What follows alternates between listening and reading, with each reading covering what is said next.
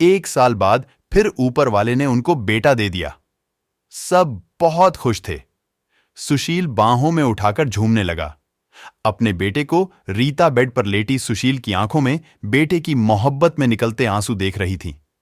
जिंदगी में अच्छे दिन आते हैं, लेकिन अक्लमंद वही होता है जो खुद को हालात में ढाल लेता है।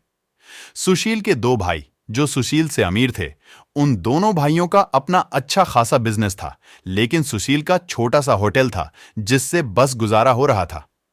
रीता ने जिद की, सुशील बच्चे को गर्मी लगती है, इसलिए यह बहुत रोता है, मुझे कमरे में एसी लगवा कर दें। सुशील ने सिर पर हाथ रखा। अरे रीता, पागल हो गई हो क्या?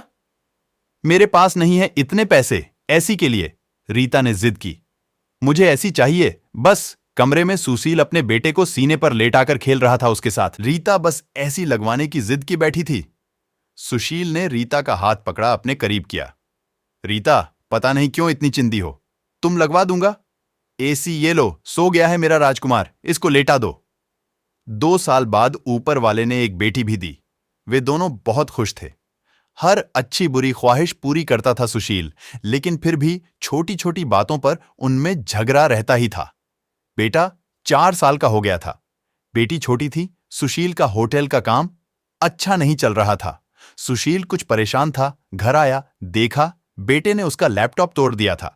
रीता मोबाइल पर लगी हुई थी। सुशील ने देखा लैपटॉप टूटा हुआ पड़ा है।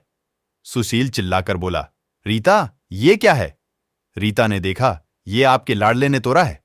सुशील गुस्से में पहले ही था। रीता को गाली देकर बोला, तुम्हारा दिमाग काम नहीं करता, इसमें मेरा सारा डेटा था।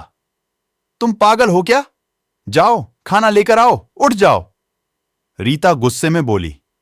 सुशील, मैं नौकरानी नहीं हूं, सारा दिन बच्चों को संभालूं और फिर तुम मुझे गाली दो। सारा दिन इतना काम करो और कदर इतनी सी है, गाली दे रहे हो। रीता खाना लेकर आई, बैंगन बने हुए थे। सुशीला ने बैंगन देखे, चिल्लाकर बोला, तुम्हारा दिमाग खराब है, तुमको कितनी बार समझाया है मैं बैंगन नहीं खाता। सुशील ने खाना उठाकर फेंक दिया, उठकर बाहर चला गया। इतने में बेटे ने कांच का गिलास तोड़ दिया जो हाथ पर लग गया। काफी खून बहने लगा था। हाथ से रीता ने बेटे को 1-2 थप्पड़ लगा दिए। बहुत तंग आ गई हूं मैं, तुम बाप बेटे से। बेटे को उठाकर कमरे में ले गई। रो रही थी, साथ ही गुस्से में बोल रही थी। 5 साल हो गए, इस इंसान के साथ कदर ही नहीं है। बेटे के जख्म पर मरहम लगाने लगी। इतने में बेटी भूख से रोने लगी। बेटी को गोद में उठाया। इस इंसान की ऐसी हरकतें रही तो गुजारा मुश्किल हो जाएगा। रात भर सुशील गायब रहा। रीता ने भी फोन करके ना पूछा। रीता ने अपनी मां को बताया, सुशील आजकल ना खर्चा दे रहा है, ना अच्छे से बात करता है, गालियां देता है। मां ने कहा, अच्छा हम बात करते हैं। उससे सुशील को महसूस हुआ उसने अच्छा नहीं किया रीता के साथ। आज घर जाकर रीता को सॉरी कह दूंगा। घर आया, देखा घर में रीता के मां बाप चाचा सब आकर बैठे हुए थे। सुशील ने रीता की तरफ देखा। रीता खामोश रही, नमस्ते किया। उसके बाद बात शुरू हो गई। मां चिल्लाकर बोली, क्यों बेटा तुम खर्चा नहीं देते हो? रीता को क्यों गालियां देते हो? सुशील को बहुत गुस्सा आया। घर की बात हम दोनों सुलझा लेते। सुशील ने गुस्से से कहा, इसको सब कुछ देता हूं, ये बस तमाशा लगाना चाहती है। रीता भी गुस्सा थी, वो भी गुस्से में बोली, क्या देते हैं? वो महीने में 10,000 देते हो, जिसका दोनों बच्चों का दूध भी पूरा नहीं होता। एहसान करते हो मुझ पर, तुम्हारे बच्चों पर खर्चा करती हूं। बहस इतनी बढ़ गई कि सबके सामने सुशील ने रीता को थप्पड़ मार दिया। रीता की मां को बर्दाश्त नहीं हुआ। वो अपनी बेटी को साथ ले गई, दोनों बच्चे भी साथ ले गई। सुशील ने भी ना रोका उन्हें। रीता नाराज होकर चली गई। रीता को थप्पड़ ज्यादा जोर का लगा था, निशान बन गया था चेहरे पर। मां भी रोने लगी, न जाने पहले भी कितना जुल्म करता होगा मेरी बेटी पर कमीना इंसान। सुशील पहले से ही अपने होटल की वजह से परेशान था, काम ना होने की वजह से, और अब यह परेशानी आ गई। रीता मायके में थी, सुशील यहां घर में परेशान था। हालात इतने खराब हो गए, सुशील को अपना होटल बेचना पड़ा। 2 महीने गुजर गए, दोनों ने एक दूसरे से बात तक न की। दोनों गुस्से में थे। सुशील कहता, खुद गई है, खुद वापस आए। रीता की अकड़ थी, मनाने आएगा तो जाऊंगी। दिन गुजरते गए, 8 महीने गुजर गए, कोई बातचीत नहीं हुई। सुशील के एक दोस्त ने सुशील से कहा, विदेश जाना है तो बताओ, मेरे पास एक ही वीजा है। हालात काफी बुरे थे। सुशील विदेश चला गया, नंबर बंद हो गया। 1 साल गुजर गया, दोनों ने कोई बात ना की एक दूसरे के साथ। रीता भाई से खर्चा लेती, बच्चों के दूध का या फिर दूसरी जरूरी सामान का। भाई कब तक दे सकते थे खर्चा? उनके भी अपने बच्चे थे। कभी रीता के बच्चे कोई नुकसान कर देते, कोई चीज तोड़ देते, तो रीता की भाभी हजारों बातें करती, ताने देती थीं। रीता चुपचाप सुन लेती थी। क्या करती? आखिर किसी को कुछ बताती भी न थी। दीपावली का दिन था। रीता ने भाई से कहा, पैसे दे दो, बच्चों को शॉपिंग करवानी है। भाभी पास से बोली, बहन साफ सी बात है, हमारे पास फालतू के पैसे नहीं हैं। उसी इंसान के साथ गुजारा नहीं तो तलाक लेकर किसी दूसरे से शादी कर लो, जाओ यहां से। रीता उस दिन बहुत रोई थी। उसे एहसास होने लगा था, सुशील तो मेरे सर का ताज है। सुशील दुबई में बच्चों को याद कर बहुत रोता था। रीता पागल, बात कुछ थी नहीं, और तूने यह क्या कर दिया? उधर रीता के भाई ने रीता के लिए एक आदमी देखा जिसकी पत्नी की मृत्यु हो चुकी थी। 4 बच्चे थे। उसके भाई ने रीता से कहा, बस सुशील से तलाक ले लो, इस आदमी से शादी करके घर बसा लो अपना।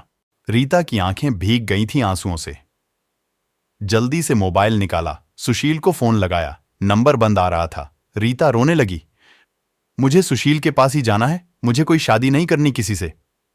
उधर सुशील का भी दिल तड़पा। उसने सोचा, या रीता तो मासूम सी है, थोड़े से गुस्से पर नाराज हो जाती है ना, खुद ही माफी मांग लूंगा अपनी जान से। वो टिकट करवाकर हिंदुस्तान वापस आ गया। रीता रो रो कर भगवान से अपने पापों, अपनी गलती की माफी मांग रही थी कि ऊपर वाले मुझे माफ कर दें, मुझे मेरा सुशील वापस कर दें। रात भर रोती रही। सुबह बेटे को नाश्ता करवा रही थी कि दरवाजे पर घंटी बजी। भाभी ने दरवाजा खोला। सामने देखा, सुशील खड़ा था। रीता की नजर परी सुशील पर। हाथ से दूध का कप छूट गया। नंगे पांव दौड़ते हुए जाकर सुशील के सीने से जा लगी, चीख चीख कर रोने लगी, सुशील मैं बहुत प्यार करती हूं तुमसे। सुशील के पांव पकड़ लिए, माफ कर दो सुशील। सुशील ने रीता का माथा चूमा, आंसू साफ किया, तुम भी माफ कर दो मेरी जान, मैंने गुस्से में ज्यादा बोल दिया था। बच्चों को सीने से लगाया। सुशील प्यार करने लगा। रीता भाई और भाभी की आंखों में आंखें डालकर गर्व से बोली, मेरा परमेश्वर मेरा हमसफर है, मेरे पास आप लोगों का बहुत धन्यवाद। वो सुशील के साथ घर वापस आ गई। दोनों खुशी से सब बातें भूलकर जीने लगे। लेकिन वो इस समाज को इतना बता गए, जज्बात में जुदा हो जाना बहुत आसान है, लेकिन जुदा होकर जीना बहुत मुश्किल है। जो एक हमसफर महसूस कर सकता है, वो कोई और नहीं समझ सकता। गलत फैसला लेकर जिंदगी बर्बाद ना करें। ये सब वक्त के साथ बदल जाता है। हां, अगर नहीं बदलता तो हमसफर, अगर कोई नाराज है या घमंड में है तो जाओ, मना लो, राजी कर लो एक दूसरे को, इससे पहले कि फिर देर हो जाए। अगर मेरी कहानी किसी एक के भी दिल में घर कर गई तो मेरा मकसद पूरा हो जाएगा। आजकल छोटी छोटी बातों पर घर उजर रहे हैं। अगर थोड़ा बर्दाश्त कर लें तो ऐसे घर ना उजरे। दोस्तों, सही कहा ना मैंने? आपकी क्या राय है इस इमोशनल स्टोरी के बारे में? आप कमेंट करके हमें जरूर बताएं। ऐसे ही और अमेजिंग कहानियां सुनने के लिए आप हमारे चैनल को जरूर सब्सक्राइब कर दें। धन्यवाद।